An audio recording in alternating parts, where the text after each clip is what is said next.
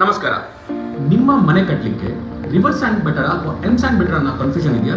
ಹಾಗಾದ್ರೆ ಈ ವಿಡಿಯೋ ನೋಡಿ. 4 ಸಿಂಪಲ್ ಪಾಯಿಂಟ್ಸ್ ಅಲ್ಲಿ ಯಾವ್ದು ಬೆಟರ್ ಅಂತ ನಾನು ನಿಮಗೆ ಹೇಳ್ತೀನಿ. ಸ್ಯಾಂಡ್ ಅನ್ನ ನಾವು ರಾಕ್ಸ್ ಬ್ರೇಕ್ ಮಾಡಿ ಮ್ಯಾನುಫ್ಯಾಕ್ಚರ್ ಮಾಡೋದ್ರಿಂದ ಅದರ ಕ್ವಾಲಿಟಿ ತುಂಬಾ ಕನ್ಸಿಸ್ಟೆಂಟ್ ಆಗಿರುತ್ತೆ. ಅದೇ ರಿವರ್ ಸ್ಯಾಂಡ್ ನಾವು ರಿವರ್ ಬೆಡ್ ಇಂದ ಸೋರ್ಸ್ ಮಾಡೋದ್ರಿಂದ ನಮ್ಮ ರಿವರ್ ಸ್ಯಾಂಡ್ ನ ಕ್ವಾಲಿಟಿ ನಾವು ಸೋರ್ಸ್ ಮಾಡೋ ರಿವರ್ ಬೆಡ್ ಮೇಲೆ ಡಿಪೆಂಡ್ ಆಗಿರುತ್ತೆ. ಎಮ್ ಸ್ಯಾಂಡ್ ಅನ್ನ ನಾವು ತುಂಬಾ ಕೇರ್ಫುಲ್ ಆಗಿ ಮ್ಯಾನುಫ್ಯಾಕ್ಚರ್ ಮಾಡೋದ್ರಿಂದ ಅದರಲ್ಲಿ ಯಾವುದೇ ರೀತಿಯಾದಂತಹ ಇಂಪ್ಯೂರಿಟೀಸ್ ಇರಲ್ಲ, ಅಂದ್ರೆ ಕ್ಲೇ ಅಥವಾ ಸಿಲ್ಟ್ ಇರೋದಿಲ್ಲ. ಅದೇ ರಿವರ್ ಸ್ಯಾಂಡ್ ಆದ್ರೆ ನಮಗೆ ಕ್ಲೇ ಆಗಿರ್ಬೋದು ಅಥವಾ ಸಿಲ್ಟ್ ಆಗಿರಬಹುದು, ಮತ್ತೆ ಸಣ್ಣ ಸಣ್ಣ ಕಲ್ಲುಗಳಾಗಿರ್ಬೋದು ಅಥವಾ ಡೆಬ್ರಿಸ್ ಇರಬಹುದು, ಮತ್ತೆ ಆರ್ಗ್ಯಾನಿಕ್ ಮತ್ತೆ ಇನ್ಆರ್ಗ್ಯಾನಿಕ್ ಇಂಪ್ಯೂರಿಟೀಸ್ ಇರೋದ್ರಿಂದ ಅದಕ್ಕೆ ಎಕ್ಸ್ಟ್ರಾ ಕ್ಲೀನಿಂಗ್ ರಿಕ್ವೈರ್ಮೆಂಟ್ ಇರುತ್ತೆ. ಎಮ್ ಸ್ಯಾಂಡ್ ಯೂಸ್ ಮಾಡೋದ್ರಿಂದ ನೀವು ನಮ್ಮ ಎನ್ವಿರಾನ್ಮೆಂಟ್ ನ ಸೇವ್ ಮಾಡಲಿಕ್ಕೆ ಹೆಲ್ಪ್ ಮಾಡ್ತಾ ಇದ್ದೀರಾ.